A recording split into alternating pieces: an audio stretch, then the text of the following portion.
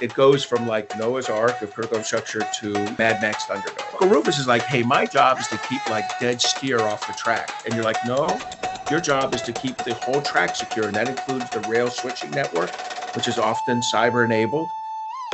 When you think about cyber threats, you probably imagine hackers targeting banks, power grids, or military bases. But what if the real vulnerability is a small town rail switch operated by someone like, as today's guest puts it, Uncle Rufus? That's the scenario that Mark Montgomery, retired Rear Admiral and Executive Director of the Cyberspace Solarium Commission, lays out in this episode. And as wild as it sounds, it's a very real risk to our national security. Today, we're talking about the invisible weak links in our military mobility, the broken cyber insurance market, and why we desperately need a U.S. cyber force. Not next decade, but right now. Mark doesn't sugarcoat it. He's worked across national security, Capitol Hill, and the intelligence community, and he's one of the loudest voices warning us that we are not prepared.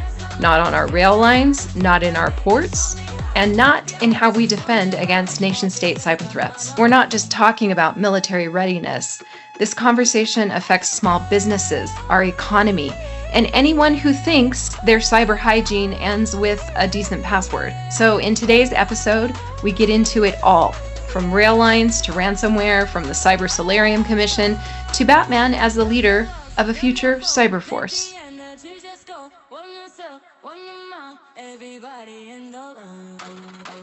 I am really excited to welcome Mark Montgomery, one of the sharpest and most practical minds in cybersecurity policy.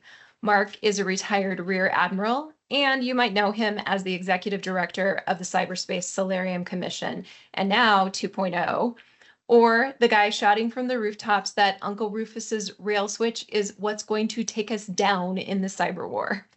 Mark joins us to talk through the urgent cybersecurity risks we're ignoring, why the cyber insurance market is failing, and what it will take to fix this before the next crisis, not after. Welcome to Tech Transforms, Mark. Hey, thank you very much for having me. Well, you recently spoke on a panel at Owl Evolution Summit, and one of my favorite quotes was you talking about Uncle Rufus and how this is where the bad guys are going to get in. Talk to us about Uncle Rufus. Yeah, thanks, Caroline. And thanks a lot, for inviting me to the summit. I had a great time there. It was an honor to be there speaking alongside, some fellow retired general officers, and it was just a really good experience. Look, what I was talking about there is military mobility. And, from my perspective, like our national critical infrastructure is generally insufficiently protected. We've made a strong argument that throughout the Cyberspace Solarium Commission. I think that's generally understood to be true, that some infrastructures like financial services are doing great, big money invested in them. Some technologies are doing well, but broadly at the state and local utility critical infrastructure level, we are underinvested. And nowhere is this more important for national security than military mobility. And military mobility is the critical, the cybersecurity and physical security of our rail, aviation, and port infrastructures. Those things that allow us to get tanks and striker units and brigades and missiles from forts and bases to ports and overseas. Mm-hmm. And so the best example I have is like, if I'm a U.S. Army tank, I probably live in at Fort Hood, Fort Cavazos. We keep changing the name down there in the middle of Texas. But I'm probably needed in Korea or the Baltics. And the question is, how do I get there? And the answer is, on board at Fort Hood, Fort Cavazos, I get on board I'm loaded on board a rail car that's built for tanks, and on that base, it's great. There's 2 telecommunication systems, 2 power systems, 2 water systems. It's the Noah's Ark of critical infrastructure. Department of Defense tries hard to have secure critical infrastructures on their bases, and China knows that. But as that rail car leaves the base, in a long railroad line, and there's a bunch of tanks on there, it enters a series of smaller rail lines, and I call one of them like Uncle Rufus's, Rural Rail Collective number 34. might Right. own like 50 kilometers of rail. And That he are is, no longer part of Department of that's right. Defense. You're off the This base is, yeah, this is out in the wild, wild now. west. And This is that's right. critical infrastructure that does not have the redundant backups that you just mentioned on the bases. That's exactly it. In fact, what I would say is it goes from like Noah's Ark of critical infrastructure to, a Mad Max Thunderdome, right? And they're out there running around. And so, and Uncle Rufus is like, hey, my job is to keep like dead steer off the track. And you're like, no, your job is to keep the whole track secure. And that includes the rail switching network, which is often cyber enabled, operating under there. And it's unlikely that they have the cyber, even if they had the intent to protect it, that they had the necessary cyber knowledge, the tools to assess, mitigate, and protect their cyber networks. And we have 20,000 miles of what are called strategic rail network in America. We have 69 strategic airfields, and we have 19 strategic sea lift ports. The reason I can say this out loud to you and not get arrested is that this is unclassified information that we publish. Mm-hmm. And so if the Chinese didn't know for sure where to attack, we publish it for them. And Right. then we update it every couple of years in case there's many changes. And let me tell you, you know what we learned in Volt Typhoon, Caroline, is that they're there. The Chinese figured Right. this out. Of course they are. And so this is where they've put their either malware or their axes, their hooks to get back in a crisis so that they can disrupt or destroy these critical infrastructures in a time of a crisis to either signal to us, don't get involved in this crisis, or if the crisis has started, to actually disrupt our ability to support U.S. forces during a crisis. So to me, critical infrastructure, sometimes we struggle to get things done in critical infrastructure because it's seen as like, well, that's a private sector problem or an economic prosperity problem, or even sometimes people say, well, it's a public health and safety problem. That's for the state and local utilities. No, this is a national security issue. And it's one the federal government needs to be more involved in if we care about the military mobility of our forces. And by all indications, no president has ever said, I don't care about the military mobility of our forces. So I really think this is something we need to attack. So let's go doomsday scenario here a little bit. We get the tank off the base. It hits Uncle Rufus's rail station. And somehow that rail station has been shut down. The tank can't move past that rail station I guess I'm going to downplay it a little bit. Like, how serious is it? Isn't the military going to come in and move it? It might delay a couple of hours. Blow this scenario out for me. So first, I will tell you, Transcom's sequencing of military movement is actually a ballet. And in many ways, it is a highly orchestrated, well planned out movement. So if I can start to put perturbations into that, I can offset that. It's akin to, as a Navy officer, I think about running flight deck operations on an aircraft carrier. Each individual thing is a component of a larger operational movement, and so that's how Transcom plans it. So it is bad to have these delays. And by the way, I don't know that DoD can come do it. I don't think DoD has any knowledge. They have no special knowledge of how to fix the rail network. What will happen is the people responsible, and you'll like this, the people responsible for the cybersecurity of the rail lines are TSA, the Transportation Security Agency. The people who grope you at an airport in a friendly way are the same people who are responsible for both pipeline and rail cybersecurity. And they are grossly underfunded for this responsibility. And they don't have the kind of DoD pots of money to do grant programs and incentivizations to get things right. So I actually feel that, like, once this problem starts, there is not a good solution to it. We don't have the tools to remediate the problem once it's in crisis, and we don't have alternative methods of moving these tanks and munitions and things like that. We have a rail system, we have a airport system, we have a port system, and we have clearly identified where we can operate from. And once one goes down, it's like a domino effect. Right. Exactly. Okay. You've talked about a grant program. Could that help this problem? And what would it look like? Yeah, so as part of, we wrote at FDD, Foundation for Defense and Democracies, where I work, we wrote a paper on military mobility, and we've written underlying papers on aviation, ports, and rail. The rail one's about to come out, but beforehand, we wrote all the kind of legislation that would support this. And what we determined was, as you apply that, we need some authorities to do assessments, and then we need some appropriations to set up a grant program to fix what we see in the assessments. And the grant program is not for like, a Fortune 50 company that happens to own some rail network. No, you're not invited. But it's a needs basis, and it says, look, if you do, there's an authority that was, so we did pass one law in this NDAA, and it's actually that you'll do the rail assessment as part of the strategic rail network, Strat network, on a recurring basis. So that will generate a risk list. And then you do a gap assessment, and then you have an incentivization program that pays the small and medium-sized businesses that run a lot of these rail junctions and rail networks. They can access this grant program to help pay only for a product approved by the U.S. government to fix a gap that the government agrees is a gap from an assessment the government helped do. So that's, the good news is you're not like buying like 50-inch TVs for like some, for the office. You're buying actual cybersecurity tools to remediate problems. Might be a patching tool, something like that, the upgrade of a software, things like that. So you need the grant. So far we've got the authorization. The next year you go get the grant program.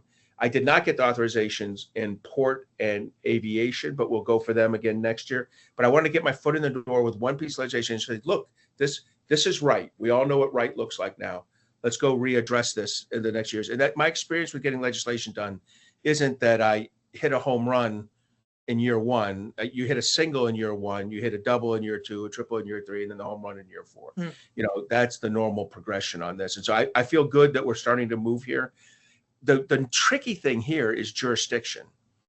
What I'm talking about is a DoD national security problem that has to be solved in the commerce, transport, water, all the different subcommittees, Homeland Security, 5 or 6 different subcommittees in the House, 3 or 4 different committees in the Senate have to address this, none of which are armed services. And that is a definition of like the hardest thing to do in Congress, is to get someone to handle a problem that solves an issue not in their jurisdiction. Handle a problem in their jurisdiction that solves a problem outside their jurisdiction. But we're going to do it, and we've got the first piece done, and we'll get all 6 or 7 authorizations and all 3 or 4 appropriations over the next 3 years. The grant program is in place for rail? No, the assessment program is, and then the grant program will be there. Will come after next year. Got it. Usually, if I try to sell something with an appropriation in the first year, you'll never get it passed. You have to sell the authorization, then come back and say, well, that thing we did last year actually cost money. Here's the money for it. All right. Well, so I'm thinking about, getting people to own something. Even on military bases, I've heard that it's kind of up in the air who owns what, because you've got your operational technology, you've got your cyber. Well, who is responsible for what? Who owns what? Would a cyber force help solve this problem? Yes. Look, a cyber force is necessary for a lot of reasons. Let me say what a cyber force is. We have force generation in the military. That's where you generate forces, you train, maintain, equip them, both the people and the weapon systems, the tools. And then you have force employment. That's how I use the force to go impose America's will on another country. So the force employment, we all know what that is. It's called U.S. Cyber Command. And then there's limited cyber capabilities in some of the geographic commands like Indo-PACOM, CENTCOM, U.S. European Command. And we all know that. That's force employment. That's probably, I'd give it like a gentleman's C as a grade, right? It's not doing great. But the reason it's not doing great is because it relies on force generation. And the force generation in our model, only our model, not the Chinese model, not the Russian model, not the Israeli model, and our American model is all the different services, the Army, Navy, Air Force, Marines, recruit cyber people, train cyber people, maintain them, through pay and things, and then try to retain them through retention efforts. And all of our services struggle because if I went to the head of the Army and said, hey, General George, it's General Randy George, the head great guy. But if I said to him, hey, what's your number one priority? He'd be like, well, it's infantry today. What's your number two? Logistics. What's your number three? Long range strike. What's your number four? Rangers. What's your number five? Armor. What's your number six? Cyber would be 11 or 12. If I went to the Navy, it'd be like submarines, aircraft carriers, destroyer. Cyber would be 12 or 13. The Air Force, same thing. And the problem is, here's how missions feed at the trough. 1 through 5 eat all they want. Priorities 6 through 10 kind of get the scraps that fall aside. 11 through 15 are at risk of starving to death. And cyber is at risk of starving to death. All these agencies, you see it in recruiting. So if I'm recruiting, it's very important to recruit, the right people for the military. You have to have the right physical standards, the right emotional standards, the right intellectual standards. And when you look, there's 5 million kids graduate from high school every year. We need about 200,000 of them. So you say to yourself, well, that's only like 4% for the military. We're going to be great. Except 50% go to college, so take them off. Now, the other 50%, 70% of that 50% are not physically or emotionally qualified for the military and won't be. So that gets you down to 15%. Then there's a group who don't want to join the military, and you're suddenly down to about 10 or have like a felony conviction, something like that, where you can't take them. Not eligible. Yeah. Way, way too much drug use. Okay. So now you're down to, what I found is we're down to about 10% of the high school class, and we need, or 12% of the high school class, and we need to get 4% of them to join the military. Well, that's a big job. I have a recruiting, I work in DuPont Circle at FDD, and in our basement is recruiting offices. I talk to recruiters all the time. I know exactly what they go do. They go hang out. They've got to get kids who are physically qualified. And if they're Army guys, they're kind of looking for infantry is the big number. If you're Navy, you need smart kids. Nuclear is your big number. And they go to the high schools and they hang out outside the locker rooms, and they get the kids who are fit, the men and the women. I'm joking. They don't hang out in locker rooms, but sports fields. They're looking for the athletes. They're looking for the men who can pass that. They're not like sitting there going, hey, by the way, who can code Python here? Hey, show of hands, right? That's not going on. If we want to recruit a cyber, we need about 1,000 on-net operators a year, offensive cyber operators, defensive cyber operators to join a year, maybe 1,500. To get those, I would be hanging out outside all the high schools, robotics clubs, e-gaming clubs, chess clubs. There's a specific kid, man or woman, I'm looking for. I'm not going to get overly worried about body weight. I'm not going to get overly worried about the number of push-ups they can do. I'm not going to get overly worried about face tattoos or excessive weed usage. All these things are correctable or adaptable. And I would recruit a cyber force. And here's how I can do that. I don't need the normal thing of like, for every 90 uniform people, I hire 10 civilians, like I do in the Army, Navy, Air Force, Marines. In fact, it's more like 95 to 5. I'm going to hire about 50-50. And 50% of people I recruit are going to come in as civilians. 50% will come in through this military thing. So through uniform services, there's all these kind of things I can do on the recruiting end. There's all these things I can do on the trade. Now I can save money on training by only having one training command instead of 4, and give higher end training. Now I can do more on maintaining. I won't have this. I got to tell you. So my son's a junior officer in the Navy, and he makes maybe $45,000 a year as an ensign. He doesn't think it's a problem, right? Till he finds out that, his girlfriend's making $200,000 a year.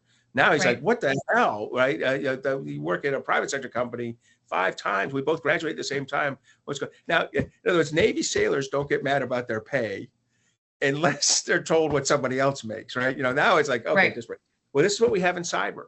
You sit down at your console as a Navy guy or a Navy woman, and you're doing the job, you're doing great. And someone with the same number of years and same qualifications, but they're in the Army and they're on a different special duty assignment pay and a different retention bonus, and they're making 40% more than you.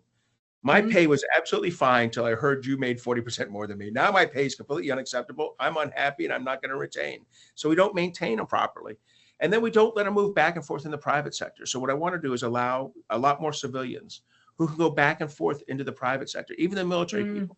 Allow that, make that a governing principle that I'm okay with you doing that, because that way you will pollinate the skills both from the military and from the intelligence community and in the private sector across each other in a way that you just don't get in the current military service. The military services don't accept this. Are you suggesting that while they're working, in the military, they can also hold a private sector job, or you're saying they go back and forth? Like, how would that work? Yes, both. So they can Okay. go back and forth. That'd be the traditional thing. But they can also, let's say they're done with the military, they can go into the reserves, a cyber reserve Hmm. or a cyber national guard There you that's go. uniquely aligned to the cyber force. And then they can go into the private sector and they're quickly recallable. They maintain their class. This will solve so many clearance and classification issues in the private sector Hmm. by having a fulsome reserves. We've tried to figure out how to have a cyber reserves, a couple, at least For a 5 or 6 while. I've BAAs, heard and it I've heard failed. about a cyber force for years now. And I'm Yeah. just, why is it so why has it taken so long? Well, it's still not, Yeah. we still don't have it, but also why is it so controversial? And maybe this is why. Yeah. With the other branches, how would they work with the other branches? Do they have jurisdiction over the other branches' cyber functions? Like, how does that work? So the first reason it doesn't do it is the Department of Defense hates change. They oppose the creation of the Department of Defense. They Yeah. oppose the creation of the Air Force. They opposed integration. They opposed the creation of the Goldwater Nichols. They opposed the creation of Special Operations Command. They opposed the creation of the Space Force. I mean, they're like 0 for 7. And this will Wait, they just have be post special ops? yeah, the original Special Operations Command. They were going to do it with their own services. It took the reason we have Okay. Special Operations Command is Desert One, Mm, right? The failure in the desert got a Special Operations. yeah. Usually they oppose things until catastrophic failure. Like Hmm. the Air Force came out of the failure to properly develop the Air Force in the pre-war years. And Mm, then having to go, the Air Force did great. The Army Air Corps did fantastic during World War II, but from a very low starting position. hmm. They were Hmm. artificially at because of, the Army's domination over the Army Air Forces. Right. So there's a series of these. This is not. This is typical for large organizations are not fantastically enamored to someone else coming up with an idea for change. That's the first problem. The second problem is now a good point. They still will need network defense. Hmm. That remains with them. What I'm talking about is the high end kind of offensive cyber operations, defensive cyber operations. I think there's like 200,000 people in the Department of Defense doing network defense, a mix of military and Hmm. civilian. I'm talking about the currently 6 to 8,000 doing offensive and defensive cyber operations. It should grow as you bring them across with training and a few other things, be 12 to 15,000 when you start the force up. Now, here's the other trick. We created the offensive cyber operator, kind of the cyber mission force, cyber operating force in 2010, 2011, with a handshake agreement between the services of about 2,000 apiece from the Army, Navy, and Air Force, and about 300 or 400 for the Marine Corps, about 6,400. Hmm. In the interim 13 years, that was based supposedly on the Chinese and Russian threat in 2012. So you fast forward to 2025, the Chinese and Russian threat has grown unbelievably, exponentially. Right. The size of the Chinese operating force, we think, has grown from 6,000, about the size we were, to 60,000. Our force has gone from 6,400 to 6,700. So Hmm. we've grown 3% in 13 years, Hmm. and they've grown 1,000%. I'm not saying 1,000% is right. I'm not saying their people are better than ours. I'm not saying any of that. But I'm saying a 3% growth in this mission area over the last 13 years indicates only one thing, which is that the military services were unwilling to give up bodies Hmm. to the cyber force for its expansion. And that's Hmm. exactly the truth. Because if they give up bodies, that means they can man less ships, less aircraft Right. squadrons, less battalions, less Marine regiments. And they're not interested in that sort of in that sort of trade space. So, from my point of view, you start out with 12 to 15,000, probably grow to 25 to 30,000 over a decade. But that Hmm. means you have to have really good recruiting because you have to get the right people in to grow. Because right now, even with the low number we have, we're low and unqualified. Hmm. Hmm. It's so interesting that you said cyber is so low on the priority list because I realize I live in this space. So, I might be in a little bit of you have a little bit of tunnel vision, but going back to Uncle Rufus's rail station, cyber is the weak link. Not only the weak link, but it is the spot where there's millions of entry points, literally millions of entry points. I don't understand how it can be so low on the priority list. So it's not low on DoD's priority list. Okay. The Department of Defense's. It's low Okay. on the individual services.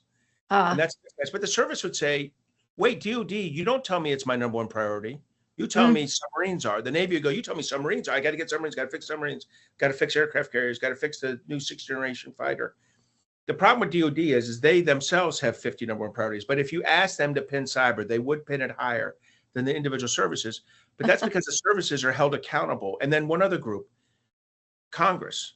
mm, Congress likes the services the way they are now. So when you say I'm going to prioritize cyber over buying some infantry fighting vehicle, the senator from the great state of infantry fighting vehicle production is going to be like, oh, not so fast, shipmate. We're going to slow that one down. You know what I mean? There's all these equities out there other than Secretary Hegseth's priority list. So yeah. even though I suspect he has cyber high on the list, it doesn't reflect that way in his subordinate commands. Well, you just said it. They have 50 number one priorities. So Yeah. they have no priority. Yeah. You can't have 50 number ones. I mean, thank God we have a $900 billion budget so we can make a lot of mistakes. Because, I mean, I'm being slightly facetious, but Yeah. the Yeah. truth is with a $900 billion budget, we should be able to get a priority list and figure things out and be able to Mm, handle two major war theaters at once, but somehow we can't. And it's because prioritization. And cyber is a big bill pay, is a big victim of that. It is just not a number one priority for any of the services. If you created a cyber force, here's what I do think of. The general wakes up in the morning and she or he would, their number one priority would actually be cyber. I'm confident that the cyber force, I cyber think service I think that's commander right. would probably have cyber as number one priority. If they don't, then we need a new commander. And here's my other trick. I would actually have the cyber force commander serve for 3 years and Mm, then become the cyber command commander for 3 years. So we would say to him or her, you get to build the force that you utilize. If you screw up here, you're going to be yeah. unhappy there. I mean, I'd actually do that. I think we should do the same with Space Force personally. On these smaller services like that, where you want like concentrated, you want consistent leadership, you need it Hmm. because it's a smaller, in the Yeah. smaller organizations, you actually need the consistent leadership. In the large organizations, you have the kind of Borg of generals keeps things kind of moving. It's Hmm. harder in cyber and space forces. So there is a good solution to this. It just, at this point, we're past Congress, it's the president. This is a Hmm. decision that actually requires the president to make a decision. I just don't think it's been brought to him in a meaningful way. So your sense of how possible this is, how close this might be as a cyber force, is it even close to reality right now? I think it's going to happen. Look, there's two ways it's going to happen. It's going to happen proactively because we do the right thing, and it needs to be. I Mm, think the president really needs to do it in the spring or early summer of next year, because you're going to need 2.5 years of implementation by one administration. One of the problems mhm, with the Space Force is they started too late in the administration. Then too many mm, decisions had to be held up because there's a change in administration, everything's held up, and then rethought. And so there was this whole like Colorado versus Alabama for the headquarters of Space Force, things like that, Space Command, Space Force.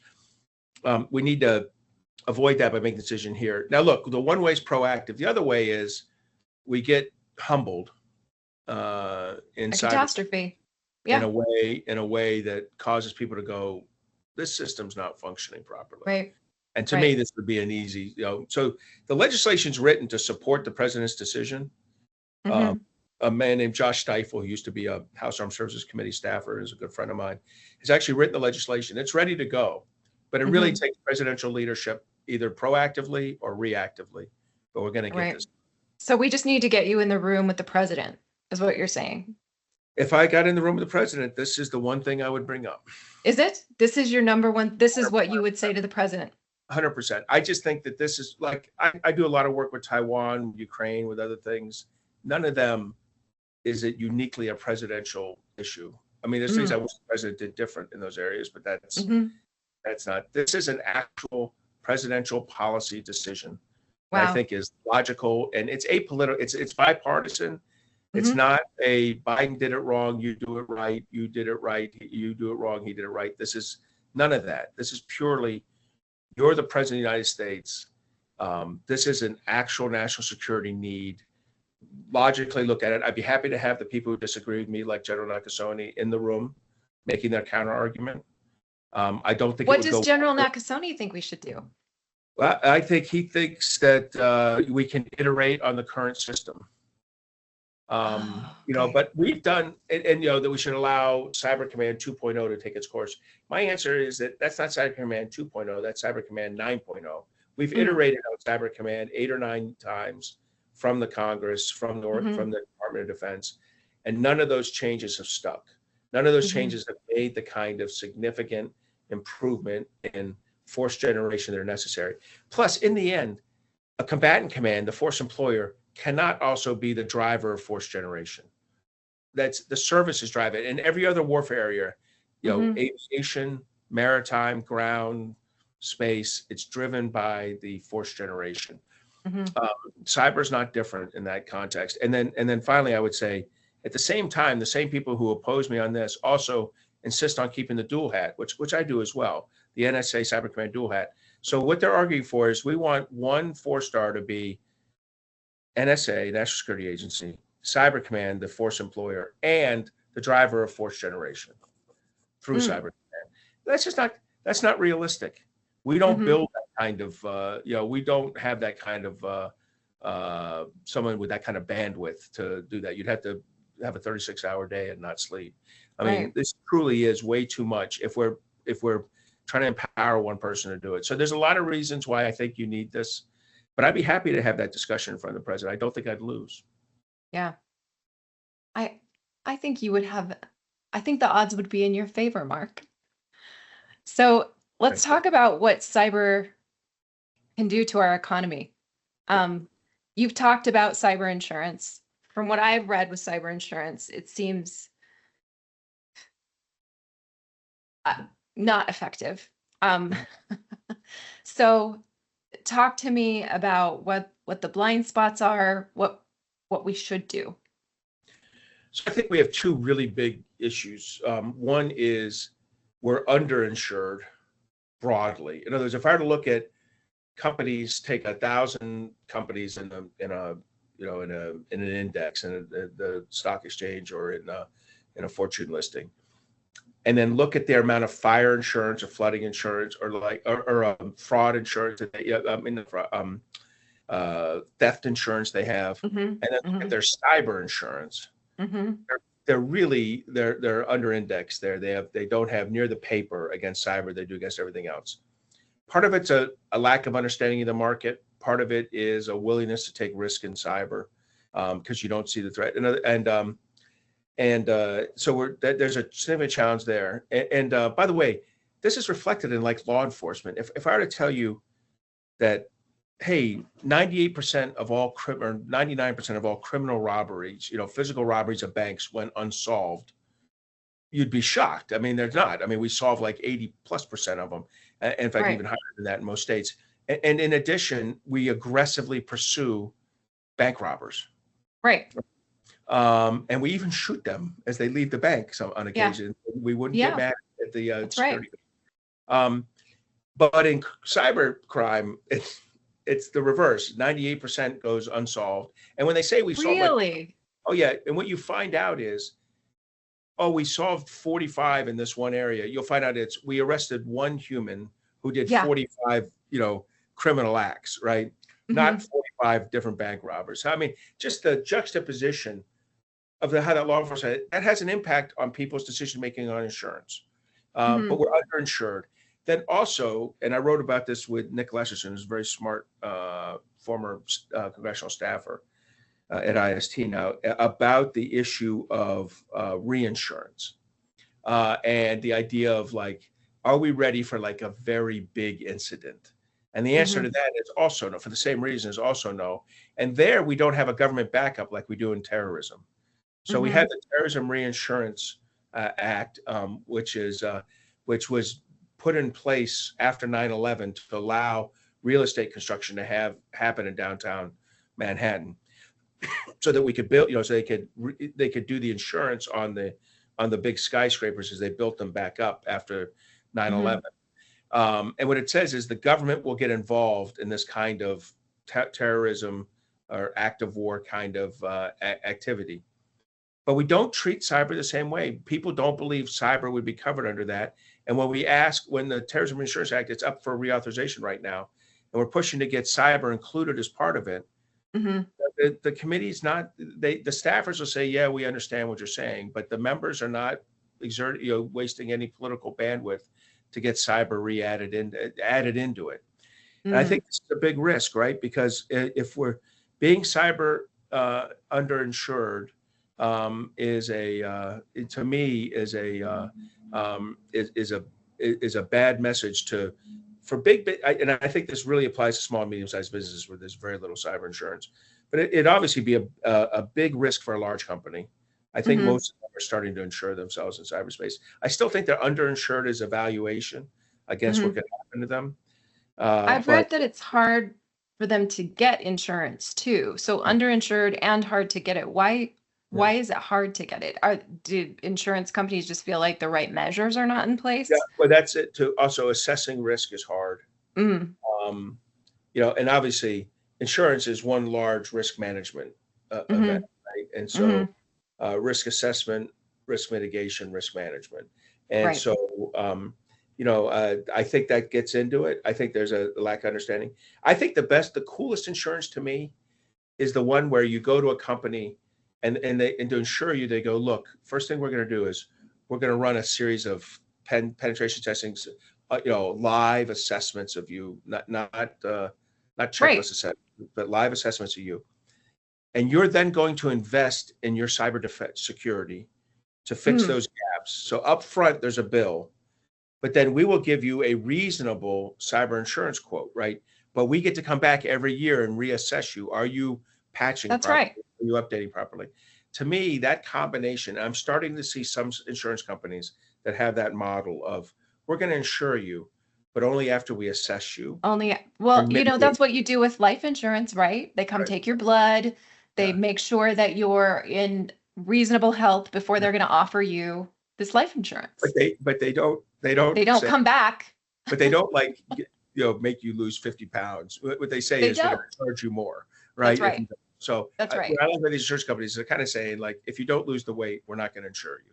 And they get you down because they don't want the risk, right? The whole reason they can run this lower cost paradigm is if they are actively reducing the risk in their customer base. And so to me, that's a really interesting insurance one. It might work.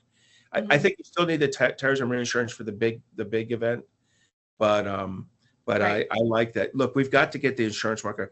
To me, that would be the sign that we're healthy, is if the cyber insurance market is working. Because here's the deal: in small, medium-sized businesses, they do have fire insurance, they do have flooding insurance, they don't have cyber insurance. Now, I'm going to tell you, a cyber event is more likely than fire and flooding for them through ransomware. And here's the real kicker: small, medium-sized businesses have real risk here. The risk is, if I have a cyber incident, a ransomware incident, it's usually 6 to 10 to 12 days till I get the keys right, either from the criminal or from another source, to get my systems up. Then it takes another 3 to 4 weeks to get everything integrated and aligned. It could, in a very simple firm, it might be 2 to 3 weeks, but it still takes time. Here's the challenge: most small, medium-sized businesses, particularly small ones, carry like 4 weeks of float. So I described a 4 or 5 week process where you're not generating income. What happens at 2 weeks? You have to start laying people off. At 3 weeks, you have to start selling asset, or inventory. And at 4 or 5 weeks, you have to consider bankruptcy. So you're going to constantly have a race between a ransomware recovery and bankruptcy. That is not a recipe for success for small and medium-sized businesses. So they need to be cyber insured, so that they have that will keep them afloat. That's right. And we saw this. We saw this during Challenge Healthcare. During Challenge Healthcare, the pharmacies and small medical providers were at significant risk because they had to continue, if you wanted to keep providing local and community services. So we actually had to bump forward, basically give, without receipts, $4 billion in Medicare, Medicaid payments Mm. And I'll just say the fraud normally is 25%. So I imagine as American taxpayers, we lost about $1 billion coming back. But we had to push in the money or we'd have lost all these small and medium-sized businesses Mm. because they could no longer process their administrative paperwork. Anyway, it's tough. So is the cyber insurance problem being addressed by individual insurance companies? You said some of them are starting to do this vulnerability Yeah, testing and I, retesting. I think the industry is starting to take this kind of proactive look at it because Hmm. you got to get on board this. If you're a cyber insurance company and the other ones are offering this, hey, Right. for because part of it's also isn't just the insurance, it's the reputational damage. Hey, you were attacked. So Yeah. if someone offers you, hey, there's a down payment up front to make yourself more secure and then lower cyber insurance premiums, Hmm. or you can pay the higher premiums and get the event and get the reputational damage, have the risk of the reputational damage. People will take, I think a lot of companies will create the conditions where they can do the upfront work, Hmm. lower premiums, and fight and win. All right. Before we run out of time, I want to talk about the cyberspace solarium, and what's going on with 2.0. I feel like I read that you'd gotten of your 80 um, pieces of legislation, you'd gotten 75% through Congress. Is that Yeah. accurate? So that's right. That we had initial 80 recommendations, the other 30 or 40 in white papers. But for both those numbers, we got about 75% either in legislation or in executive. Some of them didn't lend themselves to legislation. A small number were just Okay. executive branch. But we're at about 75%. Now, look, some were still 75%, but not fully done. Of the 75%, some weren't fully done. Some were fully done, like create a national cyber director, create a cyber diploma, the Cyber Diplomacy Act, authorizations for CISA. And so we were in a pretty good position. I would say we were generally slowly, we were accomplishing things, but at a much slower rate because when you Hmm. have a lot done, it's harder to get more done. But I was comfortable with it. And plus, we're at a much smaller staff now as a nonprofit versus a federal commission. But still with Senator Angus King pushing hard and Representative Jim Langevin being on our board, kind of pushing his his former House partners. I felt we were moving stuff along. But I will tell you, and look, anytime you have a presidential transition, you're going to have a stall. That's Right. inevitable. And if it's between different parties, it's a stall. It's a step Um, back. it's a step back. Maybe a Yeah. couple. But I think we've experienced a little more than one would have expected. I think Mm. we called it in our latest assessment backsliding. And Oh, it's wow. backsliding because of it's because we got rid of 2,000 people at National Security Agency. And we got Mm. rid of 2,000 people at the Cybersecurity Infrastructure Security Agency, our Cyber Civil Defense Agency. It's because Mm. we haven't properly manned the cyber diplomacy team at State Department. And getting rid of support to what was called the multi-state ISAC, which does a lot of great work with state and local governments, but also helped with election security, which was a politically sensitive issue to the incoming administration. We got rid of all our disinformation teams. Again, there is a logical argument for being mad at some of the work they did. There was not a logical argument for removing all 5 or 6 teams from state, FBI, Justice, Department of Homeland Security, and the intelligence community. Believe me, Russia, China, and Iran are all aggressively practicing foreign malign influence operations conducting foreign malign influence operations in our country, particularly China and Russia. And Mm. we should be fighting and pushing back against that. And we've lost some of that. So I would call it backsliding. It's eminently recoverable. The president has 3 more years. At the end of this, he can be known as a cyber president. If he creates a cyber force, he certainly will be. And that's probably not a bad, part of your legacy is to be the president that really moved the ball forward on cyber. Look, we've hit 25 years. I've been working this from when I worked at the National Security Council in 1998 on the original presidential decision directives and national infrastructure assurance plans. The stuff we identified in 1998, 1999, 2000 at the National Security Council, 75% of it's still wrong. So no administration has done a great job. Right. Since the Clinton administration through today. Mm-hmm. So Trump 47 can be that cyber administration if they want to, if they properly empower Sean Carencross, if we get Sean Planky in at CISA, I think we can be in a good position. But that's a lot of ifs in there. and then you got to put the resources against it. Right. What are some measurable outcomes that you have seen come from the commission?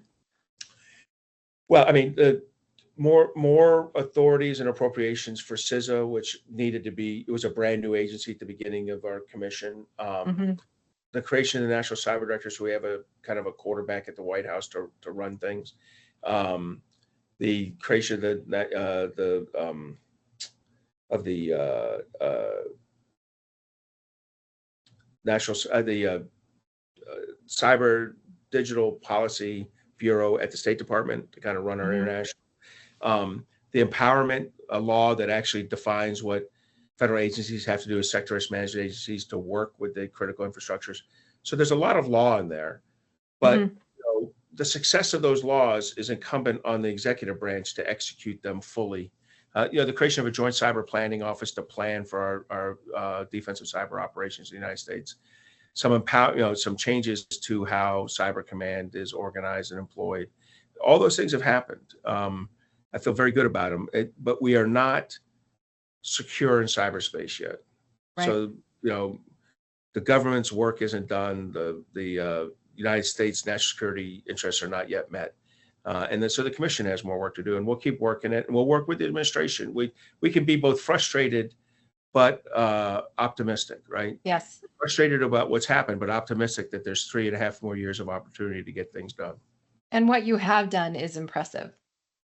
So it was fun, and it was a good. Commissions are hard.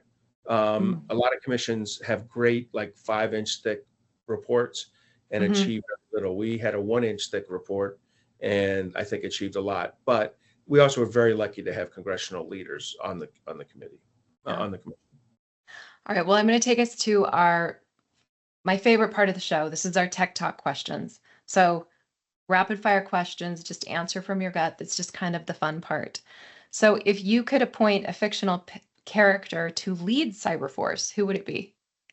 I think it's got to be Batman. I mean, it's got to be someone with like a little bit of cynicism in him. Yeah, you know? We got to have a little bit of a vigilante, right? Yeah, vigilante, cynic. There we go. All right. What's one cyber threat that keeps getting downplayed but shouldn't be? This operational preparation of the battlefield in Volt Typhoon.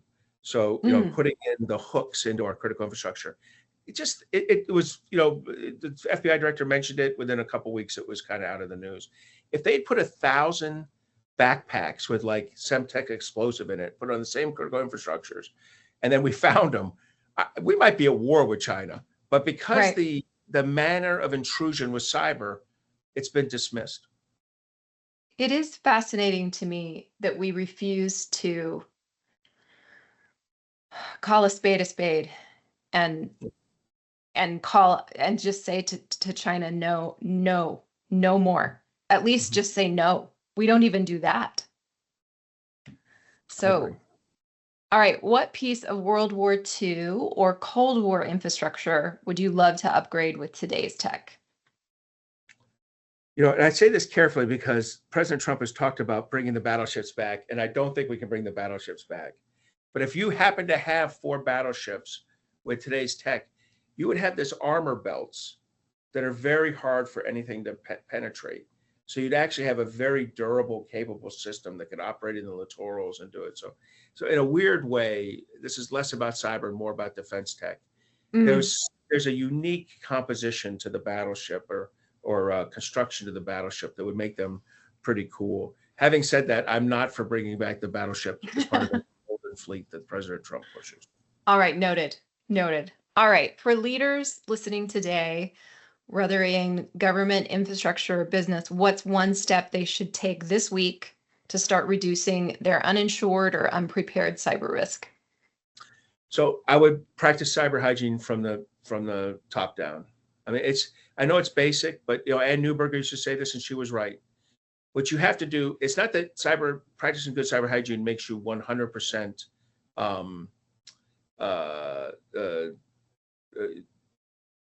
Practicing good cyber hygiene doesn't make you 100% able to avoid attack, but it does make you a less desirable target than the person next door. What I'm talking about there is good passwords, which don't need to be changed, right?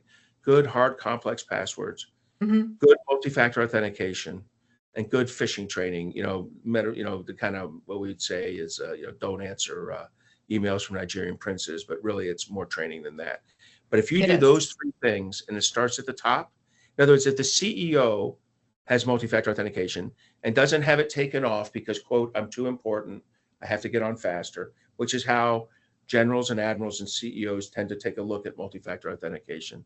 Mm. You are important. In Hmm. fact, you're so important, your target set number one.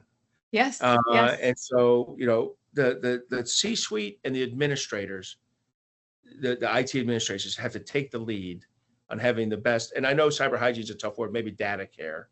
Hmm. Have the highest level of data care. That will drive, that good habit will drive an institution's good habits and make you more secure.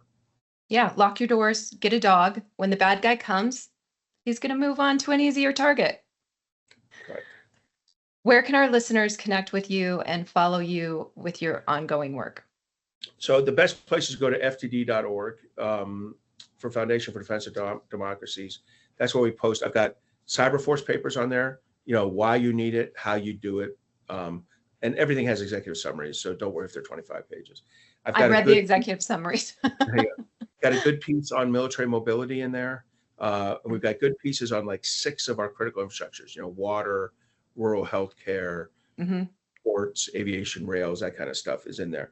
And I'm on Twitter at Mark C. Montgomery. All right. All of that is in the show notes. Mark, thank you so much for joining us today. Caroline, thank you very much for having me. This was a lot of fun. It was a lot of fun. And listeners, thank you for joining. Please tune in next time, share this episode, smash that like button. Tech Transforms is produced by Show and Tell. Until next time, stay curious and keep imagining the future. Thanks for joining us on Tech Transforms. If you enjoyed this episode, please smash that like button and talk about it with a friend. I'm Carolyn Ford, and this is Tech Transforms.